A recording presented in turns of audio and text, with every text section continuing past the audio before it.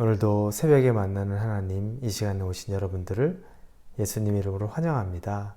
같이 기도하고 하나님 앞에 예배드립니다. 하나님 감사합니다. 이 아침에 말씀의 하나님, 그래서 능력 있고 힘이 있는 하나님, 그 말씀을 우리가 받으려고 합니다. 우리가 하나님의 말씀을 대할 때 하나님의 말씀이 살아있는 육신처럼 우리 안에 들어와 내 안에서 나를 변화시키고 나의 결단이 되고 또 그 말씀 앞에 통해 자복하기도 하며 그 말씀 앞에 다시 일어날 힘을 얻는, 용기를 얻는 인격체이신 하나님을 만나는 시간 되게 하여 주옵소서. 활자로 묶여있지 않고 생명으로 역사하신 하나님을 기대합니다. 감사합니다. 예수님의 이름으로 기도합니다. 아멘. 오늘 우리에게 주시는 말씀은 요한계시록 22장 6절부터 11절까지의 말씀입니다. 계시록 22장 6절에서 11절입니다. 찾으셨으면 우리 계시록 22장 6절부터 같이 읽습니다. 또 그가 내게 말하기를 이 말은 신실하고 참된지라 주 곧 선지자들의 영의 하나님이 그의 종들에게 반드시 속히 되어질 일을 보이시려고 그의 천사를 보내셨도다. 보라, 내가 속히 오리니 이 두루마리의 예언의 말씀을 지키는 자는 복이 있으리라 하더라. 이것들을 보고 들은 자는 나 요한이니 내가 듣고 볼 때 이 일을 내게 보이던 천사의 발 앞에 경배하려고 엎드렸더니 그가 내게 말하기를 나는 너와 내 형제 선지자들과 또 이 두루마리의 말을 지키는 자들과 함께 된 종이니 그리하지 말고 하나님께 경배하라 하더라. 또 내게 말하되 이 두루마리의 예언의 말씀을 임봉하지 말라. 때가 가까우니라. 불의를 행하는 자는 그대로 불의를 행하고 더러운 자는 그대로 더럽고 의로운 자는 그대로 의를 행하고 거룩한 자는 그대로 거룩하게 하라. 아멘. 이제 모든 예언은 요한에게 보여줬던 환상은 이제 마무리가 되었습니다. 두루마리를 펼치고 그 안에 이루어지는 내용들을 쭉 봤는데 그 모든 요한에게 보여줬던 내용들은 끝이 나고 예수님이 이제 요한에게 말씀하시는 장면이 시작이 되는 겁니다. 그렇게 해서 요한 계시록 22장이 마무리가 되는 마지막 부분입니다. 예수님은 요한에게 어떤 말씀을 해 주시나? 오늘 본문의 7절에 보니 보라 내가 속히 오리라 이렇게 말씀하십니다. 뒷부분에도 또 똑같이 나옵니다. 보라 내가 속히 오리라. 두 번이나 말씀하시는 것은 예수님은 이제 이 땅에 오실 일이 얼마 남지 않았다는 겁니다. 그러면 이게 요한이 있었던 그 시대부터 지금까지 예수님이 오지 않았는데 속히 온다는 거, 그러면 앞으로도 또 몇백 년이 걸리는 일, 몇천 년이 걸리는 일, 뭐 이런 일 아닐까요? 우리에게 속히 오리라라고 말씀하시는 것은 언제든 도적같이 임할 수 있고 등불을 준비한 다섯 처녀, 또 등불을 준비하지 못한 다섯 처녀와 같은 우리가 늘 매일매일 오늘이 마지막이라는 마음으로 살아가라는 겁니다. 왜냐? 정말 그분이 언제 오실지 모르기 때문에. 그러나 그 오실 일이 속히 오시겠다고 말씀하셨기 때문에 우리는 영적으로 늘 준비하고 삶에 있어서도 준비하라는 겁니다. 예수님 오실 때가 되면 우리의 삶에서도 정리가 돼 있어야 되고 예수님 오실 때가 되면 우리의 영적으로도 준비가 돼 있어야 되는 겁니다.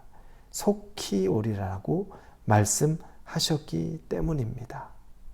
그래서 오늘 본문의 뒷부분 10절에 보면 또 내게 말하되 이 두루마리의 예언의 말씀을 임봉하지 말라. 때가 가까우니라. 그래서 지금 일어날 이 모든 말을 임봉 다 이것을 책을 닫지 말라는 겁니다. 이제는 다 이것은 보여줘야 될 일, 때가 얼마 남지 않았기 때문이라는 겁니다. 이 예언도 그대로 이루어질 거라는 이야기죠.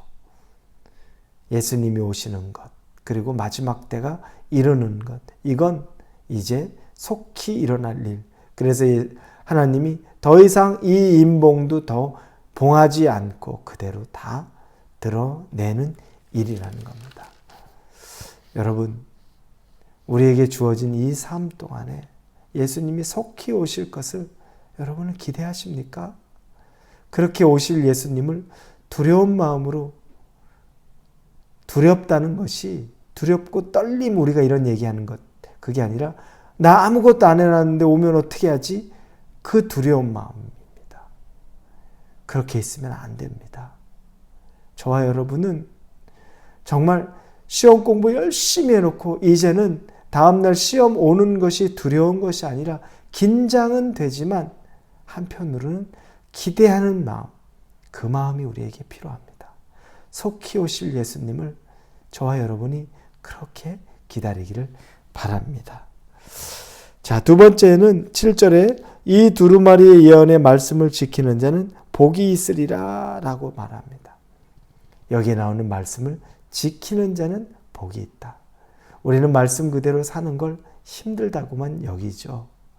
말씀 그대로 사는 건 너무 좁은 길로만 가라고 하고 세상에서 사는 방식과 정반대로만, 그래서 말씀 그대로 지키고 사는 건 너무 어렵고 힘들어요. 괴로운 길이라고 우리가 생각하고 삽니다. 그런데 예수님은 이 말씀을, 예언의 말씀을 지키는 자는 복이 있으리라.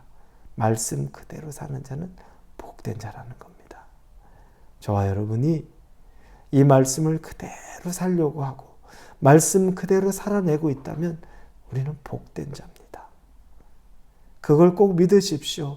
말씀대로 사는 걸 고난받는 것처럼, 고통스러운 것처럼, 괴로운 것처럼 여기지 마시고 복으로 여기실 수 있기를 바랍니다. 왜냐하면 예수님이 그렇게 말씀하셨기 때문입니다. 여러분은 말씀을 지키는 자, 그래서 복 받는 자가 꼭 되십시오. 하나님이 말씀하신, 우리 예수님이 말씀하신 그 복을 여러분이 말씀을 지키며 복을 얻으시기를 바랍니다. 수많은 말씀을 우리가 매일 듣지 않습니까? 매일 접하지 않습니까? 그런데 그것 그대로 지켰던 말씀이 몇 말씀이 있습니까? 그걸 한번 기억해 보십시오. 그리고 지나가는 말씀 같아도 그 말씀을 지키려고 몸부림치십시오. 그러면 복된 자입니다.